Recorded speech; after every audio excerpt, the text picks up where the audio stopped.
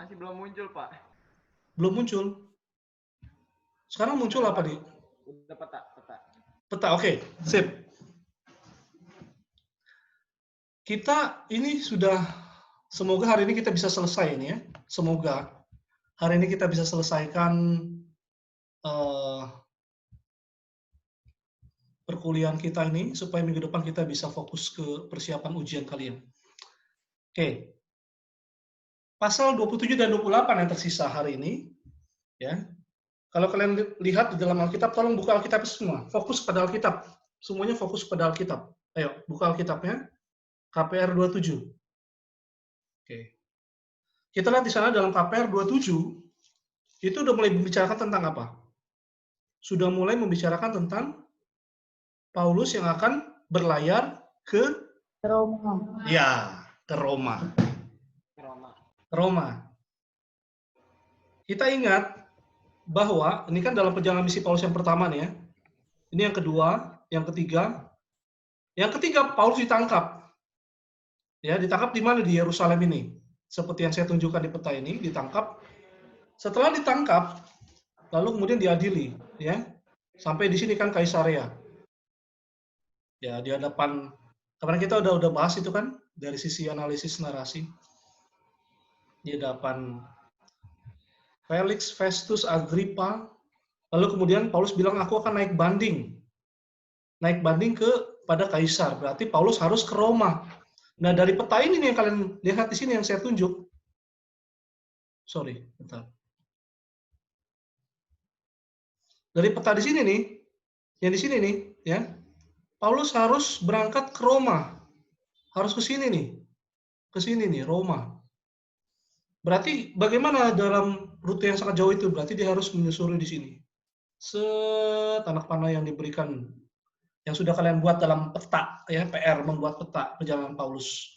Coba kalian perhatikan dalam ayatnya, pasal 27 itu. Ya. Pada keesokan harinya kami singgah di Sidon. Berarti di sini, dari sini, kan Paulus berangkat nih. Tolong perhatikan peta dan Alkitabnya. Tiba di Sidon, ya, dalam ayat yang ketiga. Lalu dalam ayat yang kelima, ayat yang keempat itu menyusuri pantai Siprus. Pantai Siprus dia mulai menyusuri di sini nih. Dari Sidon ini menyusuri pantai di Siprus ini. Nah, ini kan Siprus ya, pantainya yang ini nih.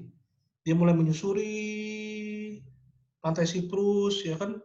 Lalu kemudian ayat yang kelima, di depan Kilikia dan Pamfilia nih, Kilikia dan Pamfilia. Ya, di sini. Ya. Dan di sini ya, di depan Kilikia Pamfilia ini nih, daerah ini nih. Nah, dia menyusuri di sini nih. Set. Ya. Lalu tiba di mana? Sampailah di Mira. Di sini nih. Di sini dia sampai akhirnya. Jadi sekali lagi dari sini dia bergerak sini sampai di sini. Sampai di Mira, daerah Likia, ya daerah ini ya. Nanti perjalanannya kelihatannya kalau di peta nggak terlalu kelihatan ya. Biasa-biasa aja, tetapi kita lihat dalam narasi nanti begitu banyak sekali masalah muncul. Ya. Masalah dari mana? Khususnya masalah alam ya. Bagaimana angin badai itu mengganggu perjalanan mereka dalam melakukan pelayaran sampai ke Roma. Nah, sekarang tolong saya mau tanya sama kita semua. Kira-kira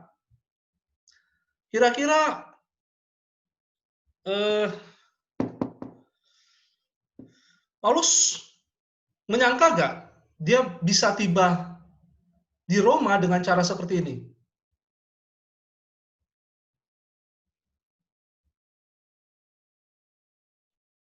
Halo semuanya.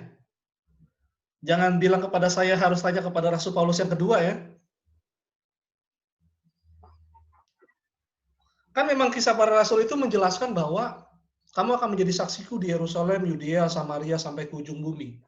Dan ujung bumi yang dipahami oleh mereka saat itu adalah konteksnya kan Roma. Konteks ujung bumi itu dibilang Roma.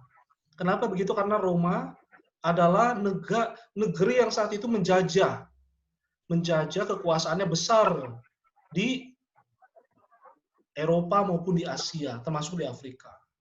Nah, kekuasaan yang besar itu ya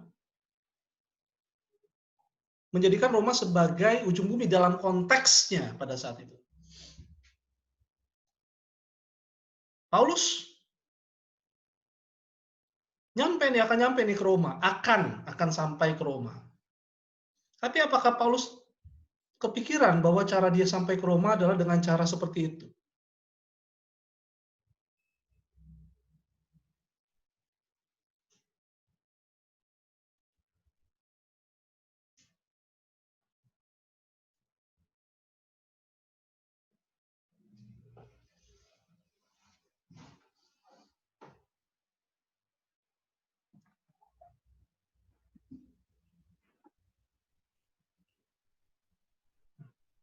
Gimana?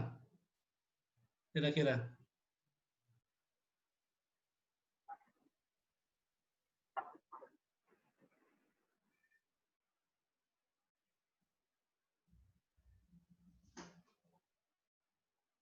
Akan sangat sulit ya untuk dijawab. Karena memang kalau kita baca bagian narasi kisah para rasul ini, kita akan menemukan sepertinya apa? Sepertinya Allah yang memiliki desain gitu. Allah yang memiliki yang menjadi katakanlah sutradara di balik narasi ini. Yang memungkinkan Injil tersebar sampai ke Roma. Caranya bagaimana? Walaupun caranya tidak mengenakan ya. Kalau kalian perhatikan, bagaimana Injil itu keluar dari Yerusalem? Bagaimana caranya? Bagaimana caranya Injil bisa keluar dari Yerusalem? Ayo, bagaimana caranya? Tolong jawab saya. Bagaimana caranya Injil bisa keluar dari Yerusalem?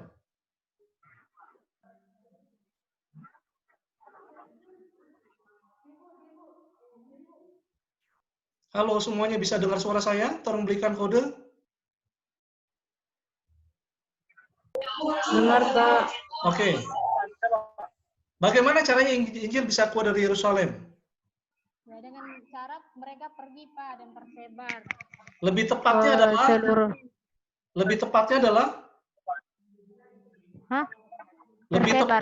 Lebih tepatnya adalah dengan penganiayaan yang terjadi di Yerusalem, maka Injil keluar dari Yerusalem ke Yudea maupun ke Samaria. Kalau kalian baca itu kan kisah para rasul 8 jelas. Ya, konteksnya itu apa? Terjadi penganiayaan hebat di Yerusalem, itu sebab Injil keluar dari Yerusalem. Sama seperti ini juga kalau kita lihat. Bagaimana caranya Injil bisa sampai ke Roma? Melalui penawanan Paulus. Artinya apa? Coba, kalian analisa secara narasi. Artinya apa? Artinya apa? Tuhan bisa memakai cara apapun, termasuk yang tidak nyaman buat manusia.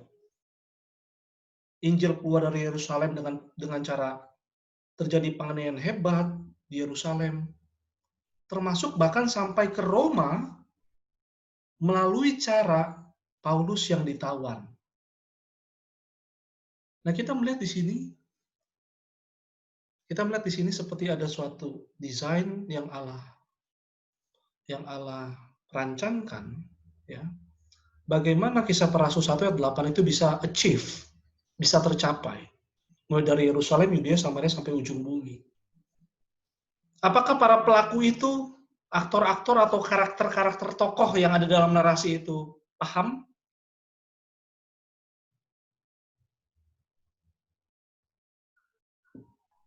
Tentu enggak. Tentu mereka juga nggak nyangka dengan cara seperti itu.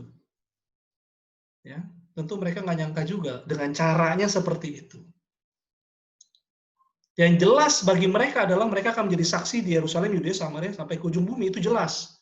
Dari Yerusalem, Yudea, Samaria sampai ke ujung bumi. Tetapi bagaimana caranya? Itu adalah misteri ilahi.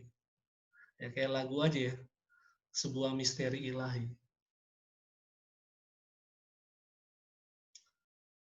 Nah, hari ini kita akan coba menggali, kalau kita lihat di situ ya.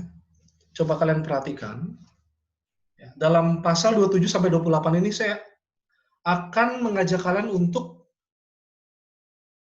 menggali kekayaan sastra melalui ini.